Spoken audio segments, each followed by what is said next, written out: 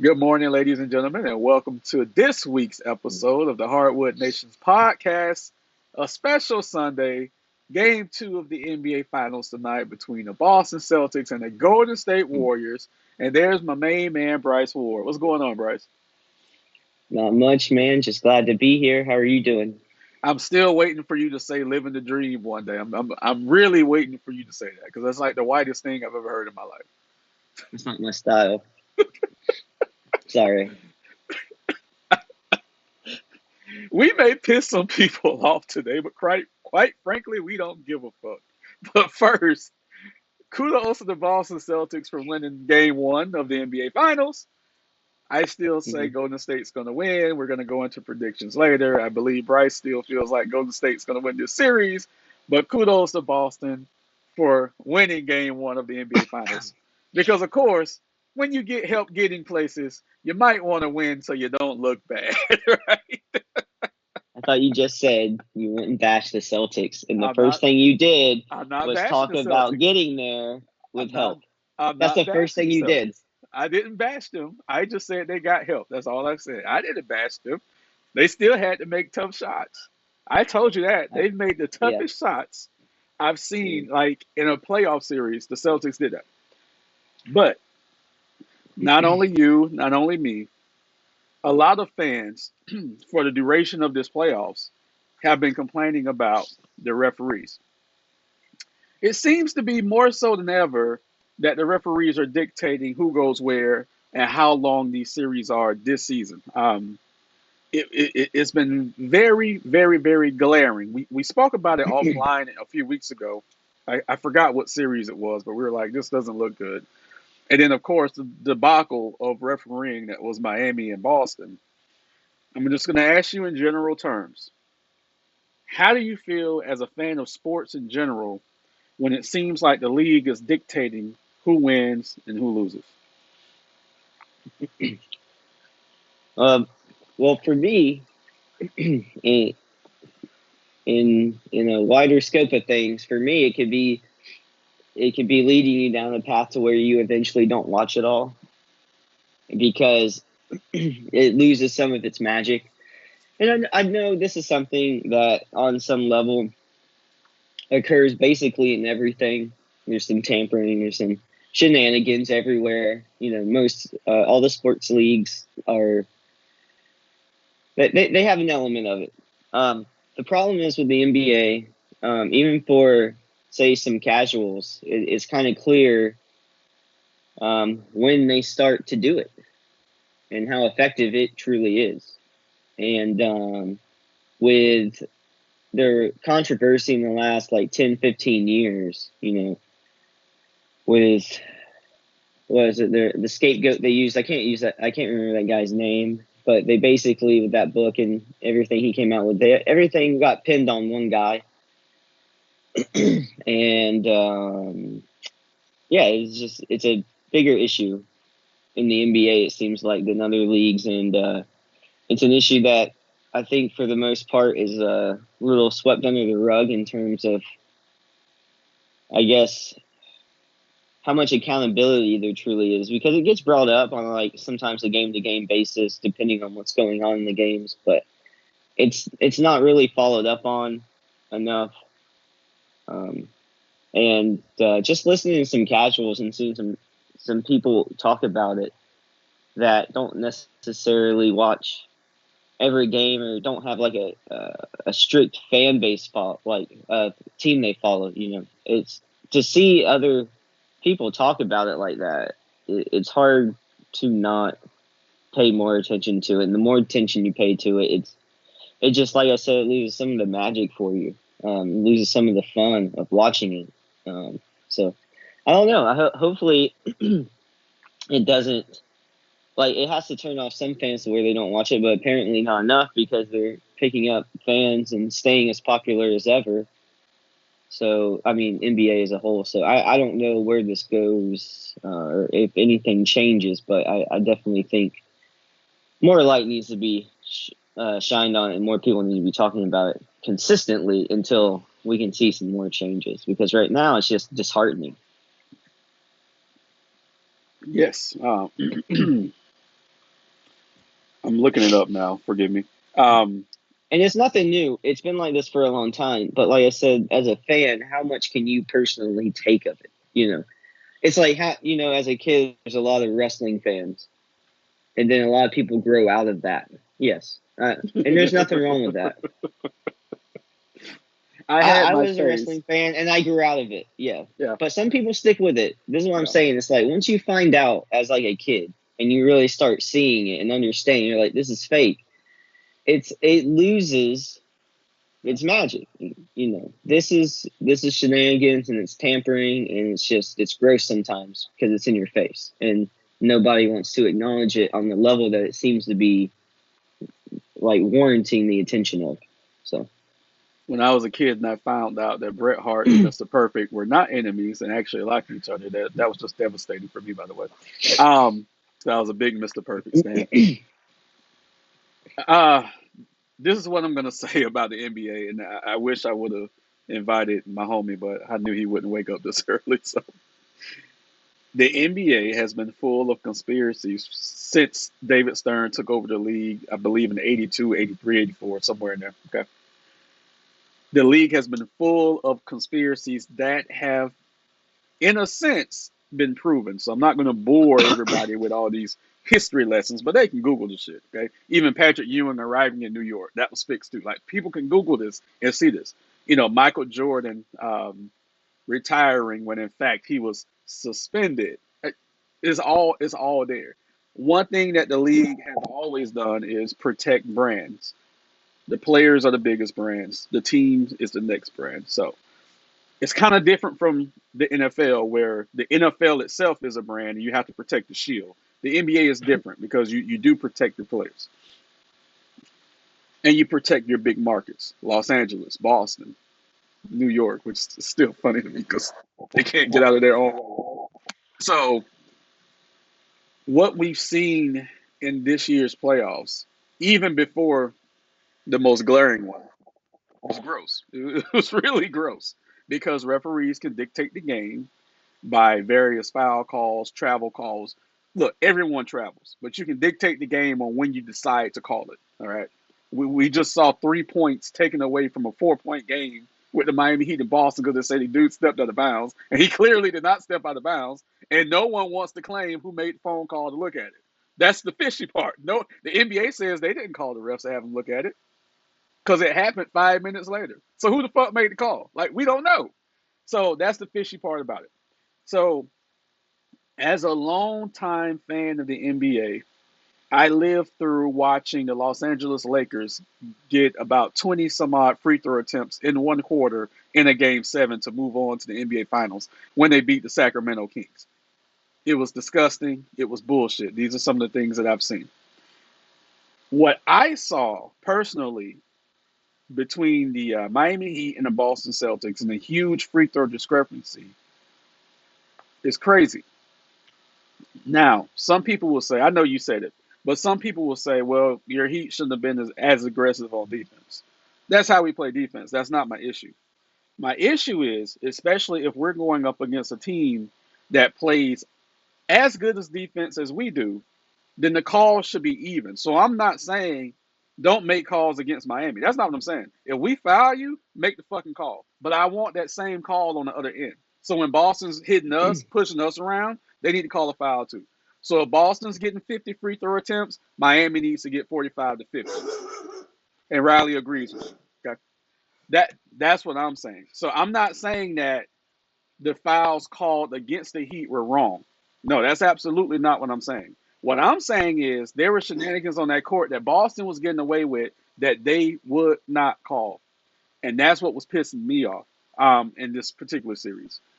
Now, with that said, the Miami Heat had the ball in their hand with 18 seconds to go, down by 2 with a chance to go ahead with 1 when Jimmy Butler shot the 3. Am I mad at Jimmy Butler for shooting that 3? Absolutely not.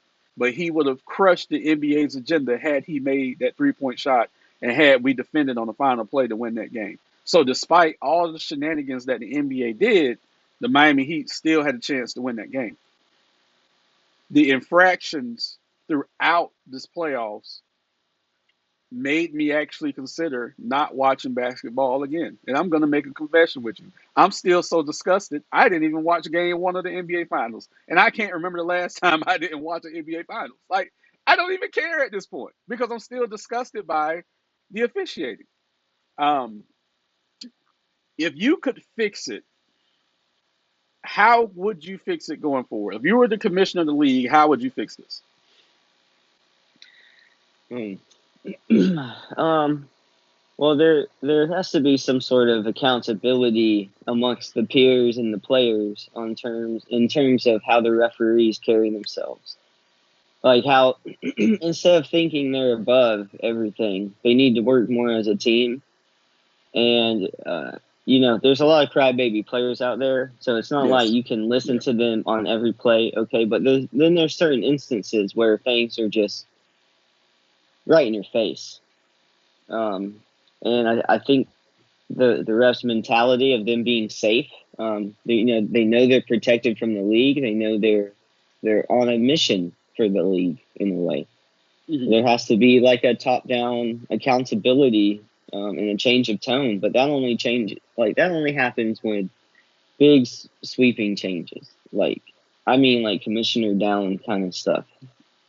And look, I don't really have too much negative to say about this commissioner. I think all these guys have their jobs to do, and they're part of this money machine. That's fine. It's not for me to judge. I mean, we could talk about the business ethics sides of it and just talk about how they bend over for China, then that throws everything out the window, right? So we could say that, but we're not. This is what I'm saying. It's too complicated. There's too many moving parts. But I think for this type of change, you need like top down changes to be made, and to just set the tone that things aren't going to be the same as before. Or you have to have just a total change of heart. Like I just don't see a lot of leaders always doing that. Like the commissioner, he's just carrying on what he was taught. Okay, Exactly. so Exactly. Yeah. Good point. and so he's just trying to make the league money. That's his job. And but like the way this is going to affect the fan base long term, or eventually, because like it became an issue before, it had to be addressed.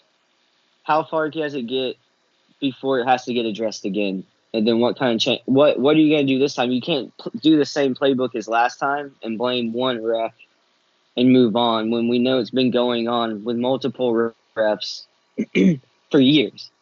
So I think the way you fix it is the same way you fix Brooklyn.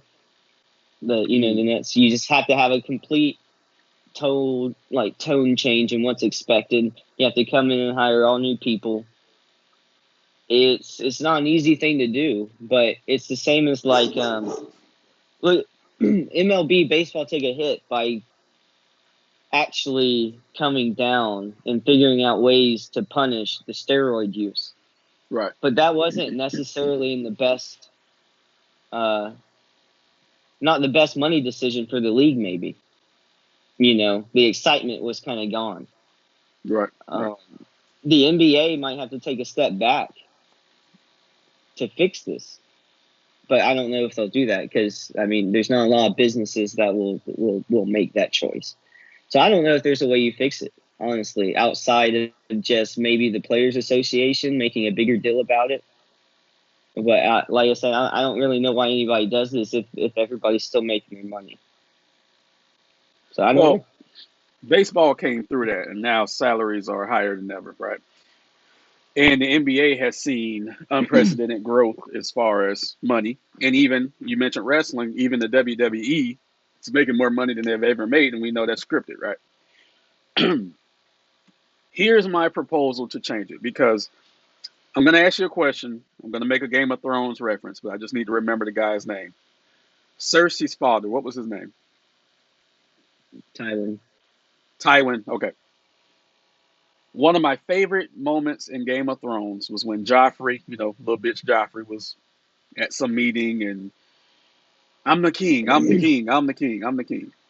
And Tywin had to go up to him and say, a king doesn't have to let anyone else knows that he's a king. Like, I'm paraphrasing. He just, he said it like that. Mhm. The NBA, since the last referee scandal, has released a 2-minute report after every game, which is bullshit. So any calls that they've missed in the last 2 minutes of every game, there's a report that comes out. Now, mind you, Mhm. they can admit that they missed calls all day. It's never reversed. There's only been one game in the history that's been replayed, the fourth quarter, and that was a Heat Hawks game years ago. Other than that, that report doesn't matter. Also, they built this universal replay center. I believe it's in New York or New Jersey. So during the majority of these games, they always talk about this replay center where they have referees on site that can go look at shit, right? Also, the TV partners of the NBA have retired referees critique calls throughout the game.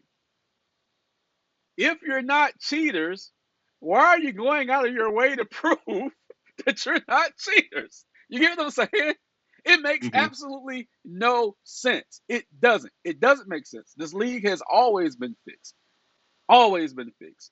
Some years they've done it better than others to where we didn't notice it as much. This year there was a clear agenda to get the Boston Celtics into the NBA Finals. No disrespect to Brooklyn because they got their asses beat. Milwaukee was down their go-to guy in the fourth quarter. Miami was clearing other bullshit as far as the referees, and now they're in the finals. Guess what happened game one? There is only a one free throw attempt discrepancy between Boston and between Golden State. And actually, Boston won because Golden State blew it in the fourth quarter. Kudos to Boston for winning that game when things were called even. Why wasn't they called even in the prior series? That's my question. Because if it would have been called even, I'm telling you right now, the Miami Heat would have beat the Boston Celtics. And that's the frustrating part for me because it was blatant. It was extremely, extremely, extremely blatant.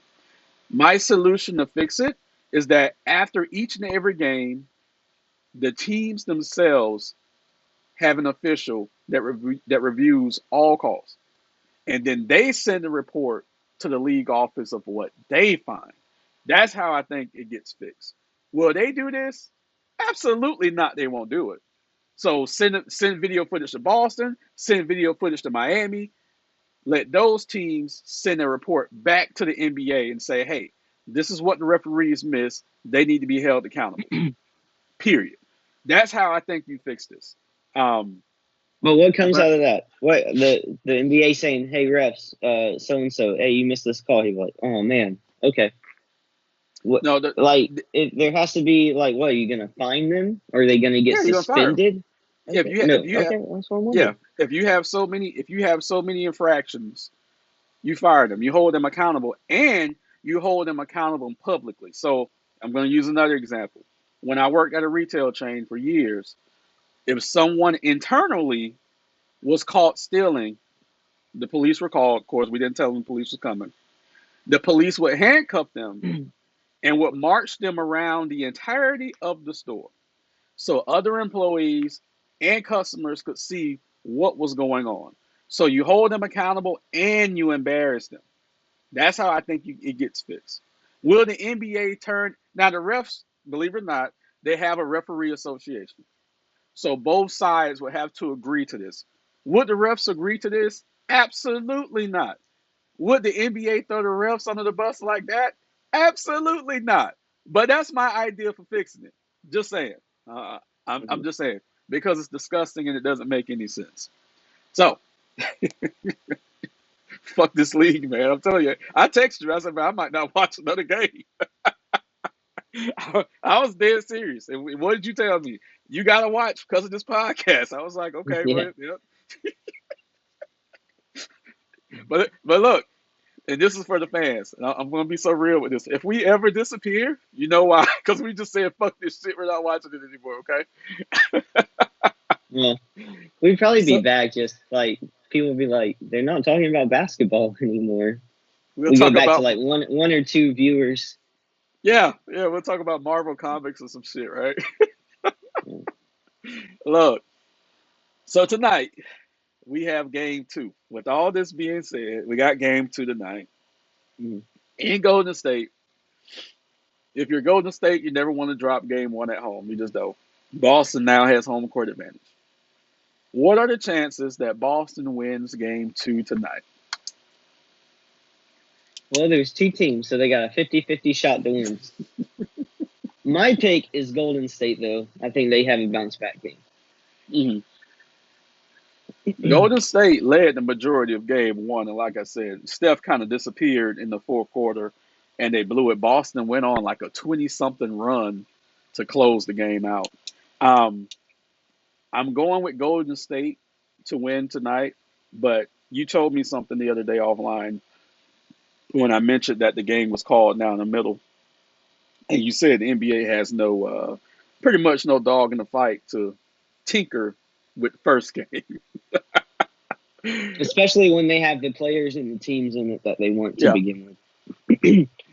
Golden State better win this game tonight. If not, Golden State's going to get a lot of calls game three. No, you mean Boston's going? Well, Boston's going to get the favorable calls game three. That's what I think. No, if Golden State loses tonight and goes down Uh, 0-2, you think Golden State gets all the, the calls in the, game three? the NBA does not want this series to be a short series. They don't Well, want they that. don't want. So You're right. Golden State would get all the calls in game three to make sure they win to extend the series. I think tonight is where Golden State gets the calls tonight, and with that, they need to win because Golden State winning tonight will guarantee a at least a 5 game series. Because I believe if Boston wins tonight and it goes back to Boston for game three, I don't see Golden State getting calls in Boston for game three. That's what Mm, I think. I think I Boston's going to gotcha. get all those calls. So with the help that we think, wink, wink, with the help that we think Golden State is going to get tonight, they need to win this game because they cannot go down 0-2 going into Boston for game three. Absolutely not. Um, They might not need the help if they're just like Golden yeah, they just State go. firing Yeah, on all cylinders and yeah, yeah. Steph is playing well in the fourth, and they can stop these runs. They may not need that help. I mean, let's not take anything away from Golden State here either. Like these teams, look, these teams deserve to be here for one reason or another. All right. What something I did say to you recently a lot is with the Heat. Even with all those calls and stuff, you have to be undeniable. There are games where the Heat were having trouble making their shots too. You, you didn't play perfect, and I get the frustration because I'm not a Heat fan and I'm just frustrated, right? But you have to be undeniable. Golden State didn't give opportunities to the other teams to have the refs Mhm, on them. They just beat the shit out of them. Okay, mhm, they didn't need it. Um, Boston didn't need the refs against Brooklyn. You, you know what I mean? There's just certain, not that the influence from the league isn't there, but if you're so good, and then there's just certain things the other team won't get the opportunity for to begin with. mhm. So I'm not taking anything away from these teams. We picked the Heat. That didn't happen. We can say for this reason or another, but still, it was just a little too in our face for us not to speak on it. But I'm not taking anything away from the teams that are there, and I hope these games get called as much down the middle as they can. Um, I, I hope the league will stay out of it, and with these, and I know they have their agenda, but until things get clear, just let these guys play. So That's yeah, I think Golden yeah, State's good enough to bounce back on their own yeah, and win tonight. So yeah. that's what I think. We both had Golden State winning the series. 86% of the world was picking Boston. Some ungodly reason. It's like they know what's going on too. Just say it. Like they know what's going on. That's an absurd number. 86% of the people going against Golden State. That's absurd to me. Our pick's wrong just because we won't go along with everybody. They're like, no, Right. no. Look, I sent out this meme yesterday that showed it's like the Simpsons characters, and it showed them wearing like team hats of Miami, Milwaukee, and Brooklyn. It was like, say it, Bart, say it. And then Bart was like, Boston can't keep hitting shots like this. It's like they've been doing it all. Like Boston is a Yeah, great team. yeah. Jason Tatum, Jalen Brown. who I ripped earlier in the season. And don't get me wrong, I stand by what I said. They still take turns. They don't play off of each other. They are playing great basketball right now. Al Horford has absolutely been eating his Wheaties and taking his Viagra because he's been on a tear, especially from the 3-point line. You can't game plan for that. His 3-point shooting is also another reason Boston's winning right now. They bought into the coach after a rough start. So there's nothing that the Boston Celtics has done wrong. So us talking about them getting help from the referees is no indication that Boston's a bad team. Boston's an absolute great team. I just thought they would be in this spot next year, not this season. Bryce, I'm going to ask you about a rumor that I heard, a rumor that's been floating around from the New York Times. We kind of spoke offline about it the other day. Who do you think would be a better fit with the Miami Heat? Because we know they need a little more firepower. Would you go with Donovan Mitchell, who the New York Times have reported could be the target, or would you go with Bradley Beal in Miami? Uh, hmm. Um, that's a good question. I think I tried Bradley Bill. Okay, okay, got it. Beal is a little bigger than Donovan Mitchell. Okay, um, Donovan is deceptively small. See, he's a little over 6 foot. Beal's like 6'5", 6'6", somewhere in there. But Beal has had injuries. He's a little older. You Mm-hmm. always want to go with the young guy. You always have the D Wade effect, which is if the Miami Heat can close this deal with Utah, this will be the absolute last time that D Wade's able to go to another team and we end up getting one of their players. Like it won't happen again. This will be the last time it happens because teams are gonna be like, "No, D Wade, you got to stay away from us. You're just getting people to Miami." But um, The Bill, reason, look, I get why everybody would pick Mitchell. mhm, The reason I would pick Bill is because I feel like I could trust him. Like Donovan Mitchell, for one reason or another, hasn't been healthy or exactly right at the right times always for mhm, Utah. He is way younger. I get that. Um, but I think Bill has been through more in terms of testing a player, and even mhm, on his own, for the most part, he's been shown to really step up, like really step up. I also think I don't trust young players always initially. I don't know mhm. Donovan Mitchell as well as some. Like I'm not like a fanboy, right? Where I follow him and know what he is like exactly. But I don't trust the younger players as much to fit in with Jimmy Butler in the Heat. Got it. Got it. Got And it. in terms of playoff, like poise, I trust Bill because he is older. He's a little Mhm. bit bigger. I just think he fits with the Heat a little bit better. If he was younger, obviously that would be better, That would yes. be the pick. Yeah. Yeah. But with Jimmy Butler and his attitude and some of the surrounding people you would have there at the same position or around the same size, I think the better long term or playoff pick is Bill. So I get it, but you're not trying. I don't know how long you can keep Donovan Mitchell there, yeah, or if he fits there. Like you never know how people are going to fit in with the Heat. I still think in the next couple years, if you keep most of your people, I think the Heat are pretty good. And I know Wait. Donovan Mitchell makes you better, but I just don't know if he can Wait. fit in there. Wait. Are you saying? Hold on. Hold on. Hold on. Hold on. One, Jimmy Butler doesn't have an attitude. One, he just holds people accountable. Are you saying that Donovan Mitchell is too soft to play for the Miami Heat? I'm not saying that he is. I am saying I think there's more of a chance of that happening than Bradley Bill being an issue there. And with the Heat, a lot of it is who gets along there.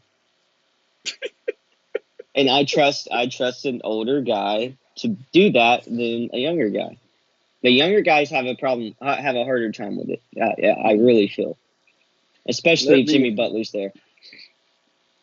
Jimmy Butler holds people accountable. He doesn't have an attitude. Let me It's a little let me both. tell you this. Let me tell you this about Utah. Signs are pointing towards Utah breaking up. And what I mean by that is there's actually now meetings going on between ownership and the coach. So Quinn Snyder's been there now 7 or 8 years. There may be a breakup there. So Mitchell and Gobert still aren't on the same page. Now there's conversations with the coach on okay whether he's the right guy to put us over the hump. Because even between Bill and Mitchell, Mitchell's been in the playoffs more than Bill. It's crazy when you think about that, but Mitchell's been in the playoff more. Mm-hmm. But Utah has yet to have a really deep run.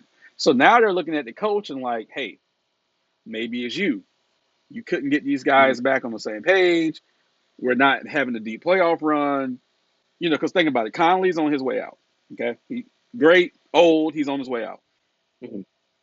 You still haven't decided between Gobert or Mitchell yet, and now you're looking at the coach. So signs are pointing to Utah as let's just blow this thing up. Um, so that's why teams are out there watching. I told you Mm-hmm. offline.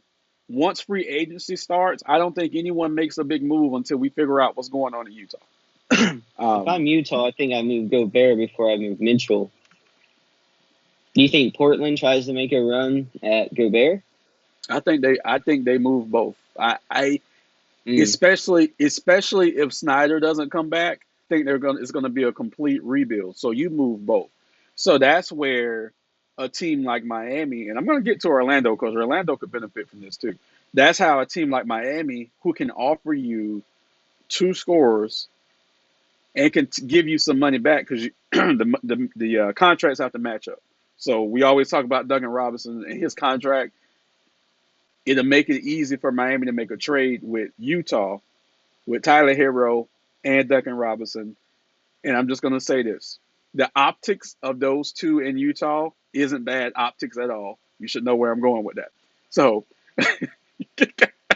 and Tyler Hero can be a starter in Utah and run that city and have all the little white holes and everything he wants. Okay. Tyler's too flashy for Utah. Well, Duncan's absolutely perfect for it, but Tyler may be a little flashy for Utah. But I'm just saying the optics of that wouldn't be a bad thing. Okay. What if I was to tell you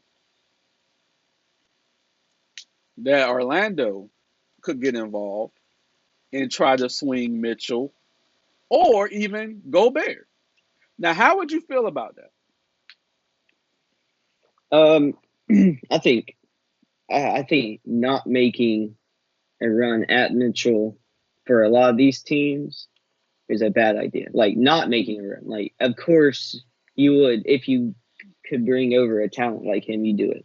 Mhm. Especially if you got young pieces that you're on the look. I know a lot of people aren't on the fence about some of our players, but from a management winning perspective role, there's no reason to cling to certain guys yet. You know, not to say they're not good, but if you have a chance to bring Mitchell over, you look at it. Yeah, You seriously look at it. there may be something So, there. There may be something there. And for you guys, I'm leaning more towards Gobert, and here's why. One, he's bigger and better than any big y'all got. But secondly, if you guys are going to draft Chet, you're going to need some size down there too. You get what I'm saying? And I think Gobert can kind of hide the deficiencies of Chet. So you have Gobert, and then you have Wagner in the front line. You bring Chet in to spell Wagner. I think that's a good mix for you guys because you guys have scoring, or you have perimeter scoring. You have that. I think Gobert might actually fit with you guys. New York is looking at Gobert too, by the way. It's New York. but see, like, why get Gobert if you do draft Chet? Because then you have Chet, who's like a 7 foot Mhm. defender, basically. I mean, so you just have twin towers? Is that what you're Mhm. saying for a moment? Because you Mhm. wouldn't. We talked about this before. Even if you draft Chet, you don't necessarily start him. You bring him Right, off the bench. right. So, but in the minutes they play together, you just have twin towers defending Mhm. the paint. Is that what you mean? Okay, I'm just wondering what you're going like because I could see if we drafted one of the other two guys. They're both 6'10", I believe. Right. I could see having them on the court at the same time. I was just trying to figure out where you were going with it because Because not a lot of teams do that. in the minutes that Chet's going to play, Chet's not going to be able to guard anyone. He's not going to be able to be physical with anyone. So then you have someone like Gobert to hide that because they might push Chet out the way. They're not. One thing Gobert can do is stand there and be a big body. You can't ask him to score 20 points a night, but y'all don't need that for him. But if y'all have a big body down low, that'll be good because he's bigger than Bamba, who's probably going to leave. He's bigger than Wendell Carter Jr. You see what I'm saying? I think you guys can go after Gobert. You have enough scoring on the perimeter to get it done.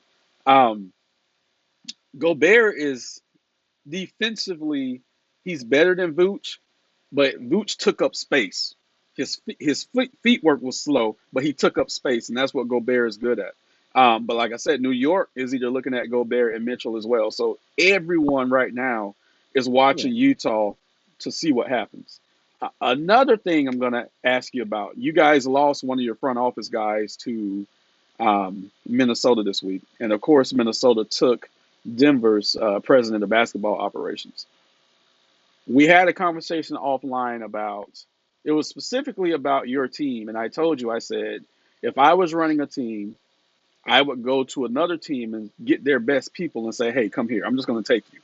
And we've seen Minnesota's doing that right now. So they took somebody from Mm-hmm. Denver and they took somebody from Orlando. They actually called Miami about Pat Riley and was told no, but they were looking at Pat Riley too to run their front office. I like what Minnesota's doing with that. And Mm-hmm. I'm giving them kudos for that. So Denver's owner fired back this week. He said they offered the guy a competitive package, but the guy still said no. Denver's owners at that point said, we're not contending anymore. It's championship or bust. Keep your eye on Denver for the next couple of years. They've spent all the money that they can spend. So if they don't win a Mm-hmm. championship with that core, now they get a pass this year because those guys were hurt. But if they don't win a championship within the next couple of years, Denver's probably going to break up too. So Mm-hmm. keep an eye on that.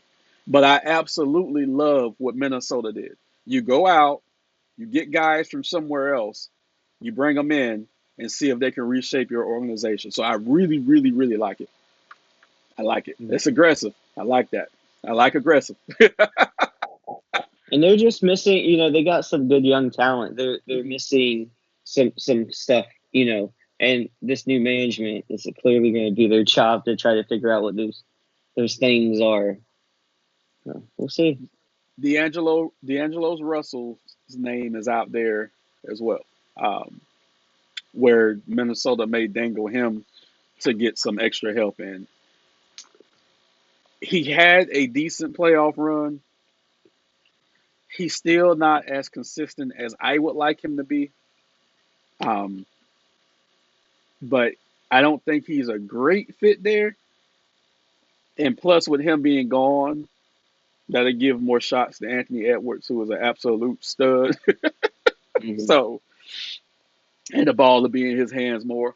So, I can see why they would look at and say, okay, let's get rid of D'Lo and see if we can bring in a couple of more decent pieces. So, it's some things that's moving and shaking out there behind the Mm-hmm. scenes. Um, but I really like what Minnesota's doing, and I also like what Denver's owner said, because I always tell you and others, ownership has to be vocal and has to put down accountability, right? And just to use, let's say the Knicks as an example, we've never heard the Knicks owner says it's championship or bust. We've never heard that. Mm-hmm. I've heard it in Miami. I've heard it this year in Miami. That's why it was so disappointing that they didn't even get there. Um, I haven't heard the Magic say championship or bust. We're still waiting on 2030. We're in 2022 right now. Um, That's kind of like saying championship or bust. Continue. what, the Orlando one? Yeah, it's kind of like it. Go ahead. We might not be alive in 2030. Let's just be clear on that, okay? Nova might see it, but we might not be alive in 2030. Um, but I like what Denver's doing. Mm-hmm. I like what Minnesota's doing. Those aggressive moves. You have to do that. Golden State did it. Dallas did it. Miami's done it. Um, Now I'm drawing blanks. I'm drawing blanks now. Brooklyn, to a certain extent, has done it. It just went way bad. Hmm. But Brooklyn has done it twice. But any last questions, comments, Bryce? Oh yeah, another interesting player move this summer could be what happens with Zach LaVine, because Yes. that's a big deal. So Yes. we gotta keep an eye on him as well, because any team would be happy to have LaVine, I believe. Yes. Apparently, Chicago doesn't think he's has the fire in him that he needs. So that's another Mm. big name that's going to be out there. And Levine can help someone out. Um, I think he had a hard time playing number two, but let's just be real. No one knew DeRozan was going to have the season he had when he was healthy. Like no one. And I will say Levine was hurt for the second half of the season. He just had the surgery on his knee about a week ago. Mm. Um, so he was hurt too, but no one saw DeRozan doing what DeRozan did this year, and Yeah. I think that was hard for Levine to adjust to. So on that note, we're gonna leave this episode where it's at. Please like, subscribe, share our content on YouTube. I mess this up every week, but it's fine. We appreciate all our subscribers, by the way. Whether we're right, whether we're wrong, it's all about the journey. Mm. Look, we're not getting paid millions of dollars to be wrong on national TV. Mm. I wish, because a lot of those guys are wrong, by the way.